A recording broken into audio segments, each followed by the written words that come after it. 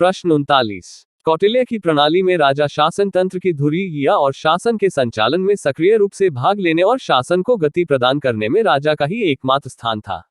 इस कथन के संदर्भ में कौटिल्य द्वारा अर्थशास्त्र में वर्णित राजा की शक्तियां तथा उसका स्थान निर्धारित कीजिए।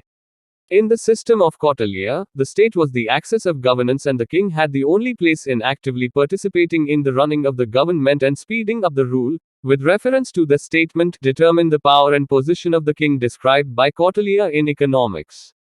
उत्तर, कौटिल्य ने राज्य के 7 अंगों में राजा को सर्वोच्च स्थान दिया है। उसने राजा की सत्ता को राज्य के सभी कार्यों की एकमात्र आधारशिला समझा है। उसकी समृद्धि से ही राज्य की समृद्धि संभव है। उसके गुणों से राज्य के अन्य तत्व भी प्रभावित होते हैं। राज्य की उन्नति और पतन उसी पर निर्भर है। राजा प्रभुसत्ता का नैतिक और कानूनी मूर्त रूप है। वह मुख्य कार्यपालिका है और वही सेना का अध्यक्ष है। राज्य का प्रशासन पूर्णतया उसी के विवेक पर निर्भर करता है और न्याय का भी वह स्रोत होता है। पी सिन्हा के अनुसार कौटिल्य की प्रणाली में राजा शासन तंत्र की धुरी है और वह शासन के संचालन में सक्रिय रूप से भाग लेने तथा शासन को गति प्रदान करने का कार्य करता है। कौटिल्य अपने अर्थशास्त्र में राजतंत्रीय शासन को ही सर्वोच्च स्थान प्रदान करता है और उसके अनुसार शासन की सफलता राजा की शक्ति और योग्यता पर निर्भर करती है। कौटिल्य के शब्दों में, यदि राजा संपन्न हो तो उसकी समृद्धि से प्रजा भी संपन्न होती है। राजा का जो शील हो वह शील प्रजा का भी होता है। यदि राजा उद्यमी और उत्थानशील होता है तो प्रजा में भी वही गुण आ जाते हैं। यदि राजा प्रमादी हो तो प्रजा भी वैसी हो जाती है। अतः राज्य में राजा ही केंद्र है। तो चलिए शुरू करते हैं। राजा के लिए आवश्यक गुण, जब राज्य में राजा का पद इतने महत्व का है तो स्वाभाविक रूप से राजा एक आदर्श व्यक्ति होना चाहिए। कौटिल्य ने एक आदर्श राजा का विचार दिया है। उसके अनुसार राजा को उत्तम कुल का होना चाहिए। उसे दृढ़ उद्देश्य रखने वाला, धार्मिक प्रवृत्ति वाला, व्यवहार कुशल, न्यायप्रिय तथा विनयशील होना चाहिए। उसे अस्त्र शस्त्र विद्या में पारंगत होना चाहिए। कौटिल्य के शब्दों में, वह राजा ऊंचे कुल का हो, उसमें दैवी बुद्धि और शक्ति हो, वह वृद्धजनों की बात को सुनने वाला हो, धार्मिक हो, सत्य भाषण करने वाला हो, परस्पर विरोधी बातें न करे, कृतज्ञ हो, उसका लक्ष्य बहुत ऊंचा हो, उसमें उत्साह अधिक हो, सामंत राजाओं को अपने वश में करने में वह समर्थ हो, उसकी बुद्धि दृढ़ हो, उसकी परिषद छोटी न हो और वह नियमों तथा नियंत्रणों का पालन करने वाला हो। इनके अतिरिक्त कौटिल्य ने राजा के कुछ गुण और भी बताए हैं। उसके अनुसार राजा की बुद्धि बहुत तीक्ष्ण होनी चाहिए, स्मरण शक्ति, बुद्धि और बल की उसमें अधिकता होनी चाहिए। उसे काम, क्रोध, लोभ, मोह और चपलता आदि का पूर्ण नियंत्रण प्राप्त होना चाहिए। वह अत्यंत उग्र, अपने ऊपर नियंत्रण रखने वाला, सब शिल्पों में निपुण, सब दोषों से रहित और दूरदर्शी होना चाहिए। कौटिल्य इस बात से परिचित था कि ये सभी गुण एक व्यक्ति में मिलने संभव नहीं है। वह यह मानता है कि कुछ गुण इनमें से स्वाभाविक रूप से राजा में पाए जा सकते हैं और कुछ गुण शिक्षा और अभ्यास से प्राप्त किए जा सकते हैं। इसलिए कौटिल्य ने राजा की शिक्षा पर अत्यधिक बल दिया है। उसके शब्दों में, भली भांति शिक्षा प्राप्त राजा समस्त प्रजाजनों के हित में लगा हुआ तथा रक्षण में तत्पर रहता हुआ चिरकाल तक निष्कंटक पृथ्वी का उपभोग करता है। इसके विपरीत, जिस प्रकार घुन लगी हुई लकड़ी शीघ्र नष्ट हो जाती है, उसी प्रकार जिस कुल के राजकुमार शिक्षित नहीं होते, वह राजकुल बिना किसी युद्ध के ही नष्ट हो जाता है। राजा की दिनचर्या, राजा अपने कर्तव्यों का पालन सही प्रकार से करता रहे, इसके लिए कौटिल्य ने राजा के लिए एक दिनचर्या निर्धारित की है। इसमें दिन और रात्रि दोनों के पूरे समय का वर्गीकरण है, जिसमें उसने दिन को 8 घड़ी और रात्रि को 8 घड़ी में पृथक पृथक रूप में बांटा है। इस प्रकार 24 घंटे को उसने 16 घड़ियों में बांटा है, अर्थात एक घड़ी 1.30 घंटे की है। क्या बात है सर, क्या बात है सर। दिनचर्या दिन का राजा का कार्यक्रम निम्न प्रकार है। पहली घड़ी प्रजा की रक्षा व्यवस्था की देखभाल एवं हिसाब की जांच, दूसरी घड़ी ग्राम व नगरवासियों का प्रशासन, तीसरी घड़ी स्नान, भोजन, स्वाध्याय, चौथी घड़ी वित्त विभाग की जांच, नियुक्तियां व स्थानांतरण, पांचवी घड़ी मंत्रियों तथा गुप्तचरों से विचार विमर्श, छठी घड़ी मनोरंजन, सातवीं घड़ी घोड़े हाथी अस्त्र शस्त्रों का निरीक्षण, आठवीं घड़ी सेनापति से मंत्रणा। रात्रिचर्या, रात्रि का कार्यक्रम निम्न प्रकार है। पहली घड़ी गुप्तचरों द्वारा दिन भर एकत्रित रिपोर्ट पर विचार करना, दूसरी घड़ी स्नान, भोजन, स्वाध्याय, तीसरी घड़ी गायन और वादन, चौथी घड़ी निद्रा, पांचवी घड़ी निद्रा, छठी घड़ी दिन के कार्यक्रम पर विचार, सातवीं घड़ी गुप्तचरों से मंत्रणा, आठवीं घड़ी आचार्य, पुरोहित इत्यादि से भेंट। प्रातः राजा बछड़े सहित गाय की परिक्रमा करके अपनी दिनचर्या प्रारंभ कर दे। इस प्रकार कौटिल्य ने राजा का जीवन एक तपस्वी का माना है, न कि ऐशो आराम का।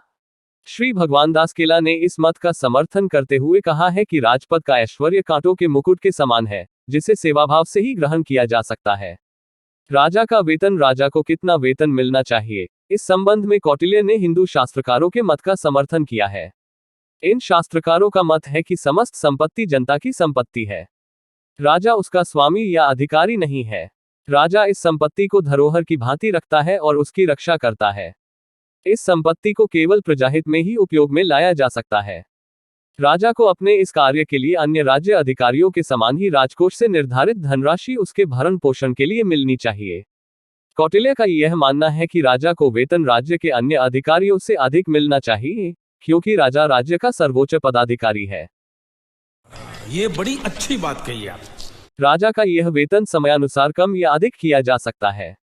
यदि राज्य की आर्थिक स्थिति दयनीय हो तो राजा का वेतन कम किया जा सकता है। इस प्रकार कौटिल्य राजा को एक उच्चाधिकारी मानकर उसके वेतन का समर्थन करता है। राजा को यह अधिकार नहीं है कि वह राजकोष में एकत्रित धन को अपनी इच्छानुसार व्यय कर सके। राजा का उत्तराधिकार। कौटिल्य राजा के उत्तराधिकार के प्रश्न पर भी चिंतन करता है कि सामान्यतया राजा के ज्येष्ठ पुत्र को राजपद का उत्तराधिकारी मानना चाहिए, किंतु केवल ज्येष्ठ ही राजपद की एकमात्र योग्यता नहीं मानी गई है, अन्य राज्योचित गुणों एवं योग्यताओं का होना भी आवश्यक है। कौटिल्य ने राजकुमारों की 3 श्रेणियां बताई है।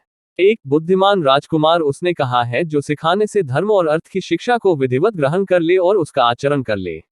2. आहार्य राजकुमार, जो राजकुमार धर्म और अर्थ को समझने के पश्चात उसके अनुसार कार्य नहीं करे। 3. दुर्बुद्धि राजकुमार, जो राजकुमार प्रतिदिन विपत्ति लाने के उपाय सोचे और धर्म तथा अर्थ के विरुद्ध आचरण करे। कौटिल्य का मत है कि दुर्बुद्धि राजकुमार को कभी भी राजपद नहीं देना चाहिए। राजपद सौंपते हुए बुद्धिमान राजकुमार को प्राथमिकता दी जाए और उसके अभाव में आहार्य बुद्धि को राजा सत्ता सौंपी जाए। कौटिल्य का यह भी मत है कि राजा की मृत्यु हो जाने पर राजकुमार, राजकुमार का पुत्र, राजकन्या के पुत्र आदि के अभाव में राजकन्या अथवा राजमहिषी को राजपद पर अभिषिक्त करना चाहिए।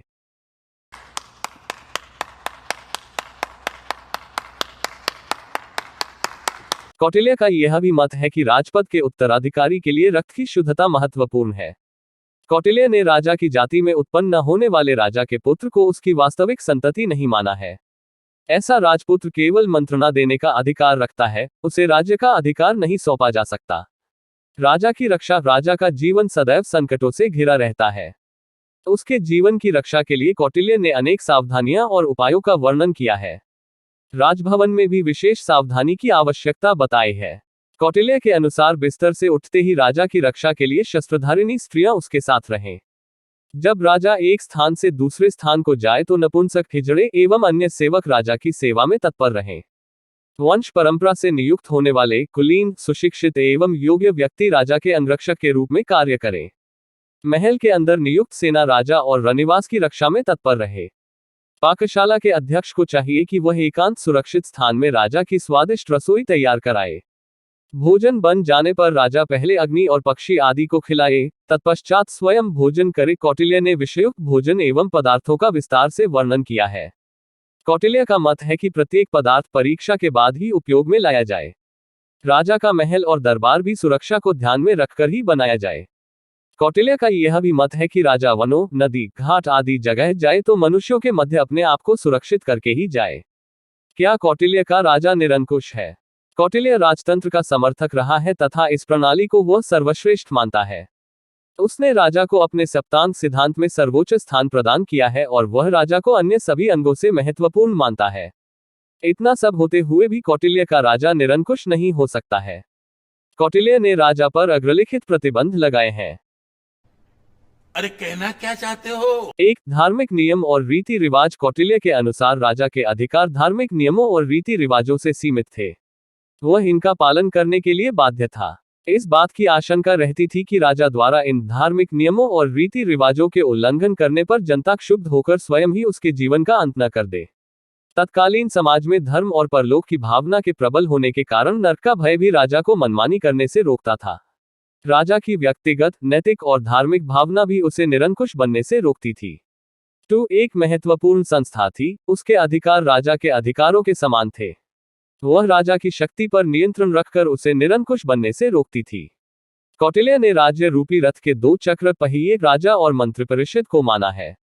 3 अनुबंध समझौता, राजा की शक्तियों पर अनुबंध का भी प्रतिबंध था। समझौते के अनुसार मनुष्यों ने राजा की आज्ञाओं के पालन का जो वचन दिया उसके बदले में राजा ने प्रजा के धन जन की रक्षा का वचन दिया था, जिसका स्वाभाविक अर्थ यह था कि राजा ऐसा कोई कार्य नहीं करेगा जिससे प्रजा के धन जन को हानि पहुंचे। अतः वह निरंकुश नहीं हो सकता था। 4 राजा के व्यक्तिगत गुण और शिक्षा, कौटिल्य के द्वारा राजा की निरंकुशता पर अत्यंत प्रभावशाली प्रतिबंध राजा के व्यक्तिगत गुण और उसकी शिक्षा के आधार पर लगाया गया है। कौटिल्य ने राजा के लिए अनेक मानसिक और नैतिक गुण आवश्यक बताए हैं। इन गुणों से संपन्न राजा अपने स्वभाव से ही निरंकुश नहीं हो सकता। इसके साथ ही शिक्षा द्वारा भी राजा को ऐसे संस्कार देने चाहिए जिससे वह निरंकुश न होकर जनहित में कार्य करता रहे। इस विवेचन से स्पष्ट है कि कौटिल्य ने राजा पर अनेक प्रतिबंध लगाए हैं जिसके परिणामस्वरूप वह निरंकुश नहीं हो सकता। राजा अपनी शक्तियों का प्रयोग जनहित में करेगा। वी कृष्णा राव ने इसकी पुष्टि करते हुए कहा है कि कौटिल्य का राजा अत्याचारी नहीं हो सकता, चाहे वह कुछ बातों में स्वेच्छाचारी रहे, क्योंकि वह धर्मशास्त्र और नीतिशास्त्र के सुस्थापित नियमों के अधीन रहता है। इसी प्रकार सैलेटो का विचार है कि वह अपना राज्य और जीवन खोए बिना यूनान के अत्याचारी राजाओं जैसा नहीं बन सकता, क्योंकि भारत में जनता ऐसे राजा को सहन नहीं कर सकती थी। यद्यपि राजा का पद सर्वोच्च था, किंतु वह जनता से पृथक नहीं था और वह जैसा चाहे जनता के प्रति व्यवहार करने के लिए स्वतंत्र नहीं था। नहीं। प्रश्न 40। कौटिल्य के सप्तांग सिद्धांत की विवेचना कीजिए। Clarify Saptanga theory of Kautilya. उत्तर, कौटिल्य ने राज्य संबंधी सप्तांग सिद्धांत का विस्तार पूर्वक वर्णन किया है। कौटिल्य के अनुसार स्वाम्यमात्य जनपद दुर्ग कोषदंड मित्राणी प्रकृत्य। इसका अभिप्राय यह है कि स्वामी, राजा, अमात्य, मंत्री, जनपद, जनता द्वारा निवसित भूप्रदेश, दुर्ग, किलेबंद, राजधानी, कोष, पर्याप्त धनी खजाना, दंड, सेना तथा मित्र राष्ट्रों की प्रकृति से युक्त वस्तु राज्य कहलाती है। कौटिल्य की राज्य विषयक धारणा में राज्य के उपयुक्त 7 तत्व हैं। कौटिल्य ने इन्हें राज्य की 7 प्रकृतियां कहा है। उसने राज्य की इन 7 प्रकृतियों को राज्य के अवयव ऑर्गन्स भी कहा है। इससे यह स्पष्ट होता है कि कौटिल्य ने राज्य को 7 अवयव वाला अर्थात सावयव स्वरूप माना है। डॉक्टर श्याम शास्त्री के अनुसार प्रकृति शब्द का इस संबंध में प्रयोग कौटिल्य ने ही किया है। राज्य के सावयव स्वरूप संबंधी सिद्धांत का प्रतिपादन प्राचीन भारतीय विचारकों द्वारा कौटिल्य से पूर्व भी हो चुका था। इस सिद्धांत का उल्लेख वेदों में भी मिलता है। भारतीय राजशास्त्र में मनु, भीष्म और शुक्र आदि राजशास्त्रियों ने राज्य की कल्पना एक ऐसे जीवित जागृत शरीर के रूप में की है जिसके 7 अंग होते हैं। शुक्रनीति में राज्य के इन अंगों की तुलना मानव शरीर से इस प्रकार की गई है। इस शरीर रूपी राज्य में राजा मूर्धात सिर के समान है, अमात्य आंख है, सुहृद कान है, कोष मुख है, बल मन है, दुर्ग हाथ है और राष्ट्र पैर है। कौटिल्य के अनुसार राज्य की ये 7 प्रकृतियां या अंग इस प्रकार है: स्वामी, अमात्य, जनपद, प्रदेश, दुर्ग, कोष, दंड और मित्र। उसके अनुसार राज्य के अस्तित्व के लिए इन अंगों का होना आवश्यक है। इनका वर्णन कौटिल्य ने इस प्रकार किया है।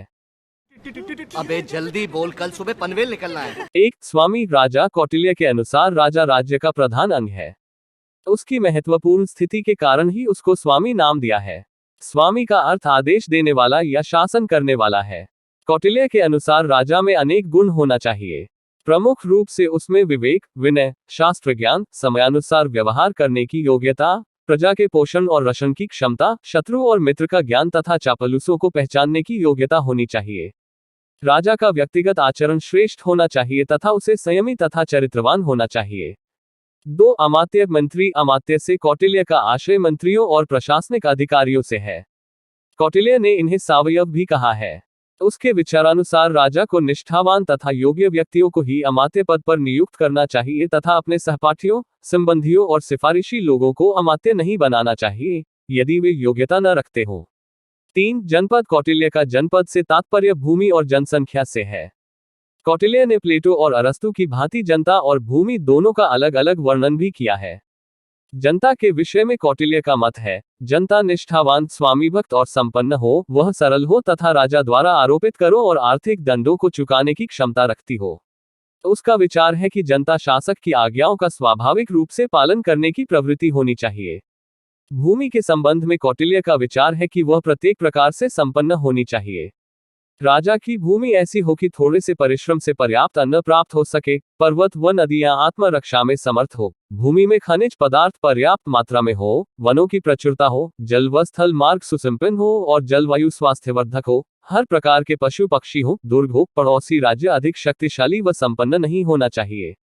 4 दुर्ग कौटिल्य दुर्ग को जनता और भूमि के समान ही महत्वपूर्ण अंग मानता है। दुर्ग राज्य की रक्षात्मक शक्ति और आक्रामक शक्ति दोनों का प्रतीक है। दुर्ग मजबूत होने चाहिए और उसमें क्या साबित करना चाहता है तू? क्या साबित करना चाहता है तू? ऐसी व्यवस्था हो कि जिससे सेना अच्छी मोर्चाबंदी कर सके। उसमें पानी, भोजन सामग्री तथा बारूद की समुचित व्यवस्था हो। कौटिल्य का विचार है कि दुर्ग 4 प्रकार के होते हैं। आई औदिक जो चारों ओर से पानी से घिरे हो। ई पार्वत जो पर्वतों के बीच में हो। ई धानवन जो निर्जन मरु प्रदेश में बने हो। इव वनादुर्ग जो वनों के बीच में हो। वी कोश कौटिल्य के अनुसार राज्य के पास भरा पूरा कोश हो और राज्य की आय के स्थायी स्रोत होने चाहिए। कौटिल्य के शब्दों में कोश धर्मपूर्वक एकत्रित किया गया होना चाहिए और वह मात्रा में इतना अधिक हो कि उससे विपरीत काल में भी दीर्घ समय तक निर्वाह हो सके।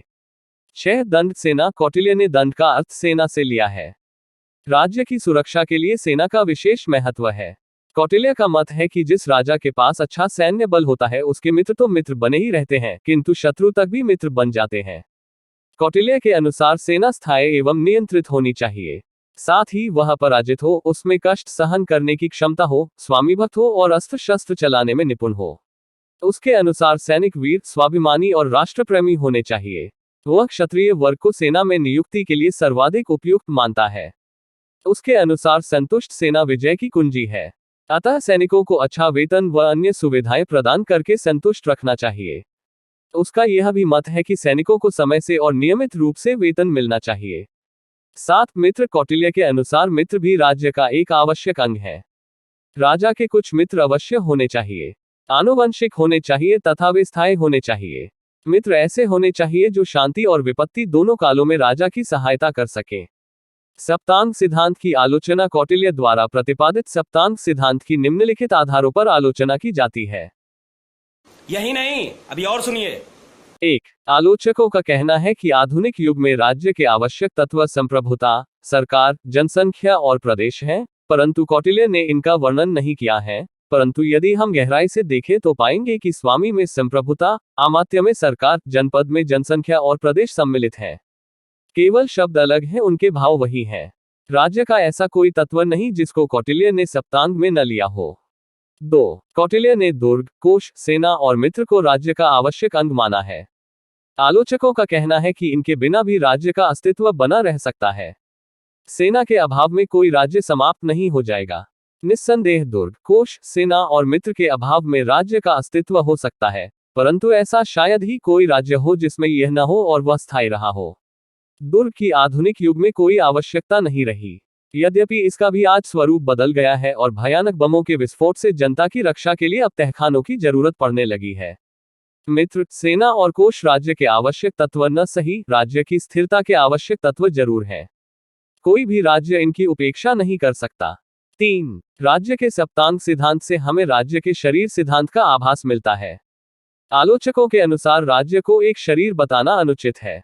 4. कौटिल्य द्वारा प्रतिपादित सप्तांग सिद्धांत केवल राजतंत्रात्मक शासन के आवश्यक तत्वों का ही वर्णन करता है।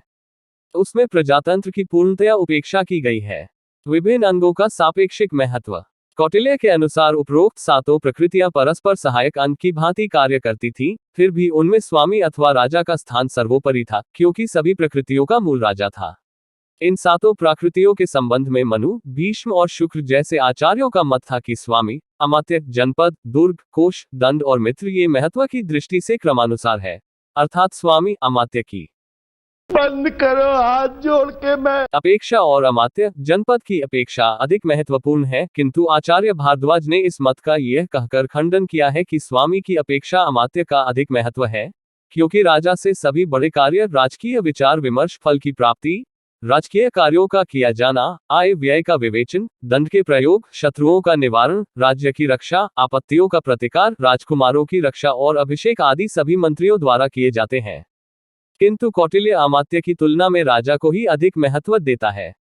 उसका कहना है कि विभिन्न मंत्रियों को राजा ही नियुक्त करता है, यदि राजा संपन्न हो तो अन्य प्रकृतियां भी संपन्न होती हैं। कूटस्थानीय अर्थात सारे राज्य का आधार तथा शासन चक्र की धुरी सबसे अधिक महत्वपूर्ण अंग होता है।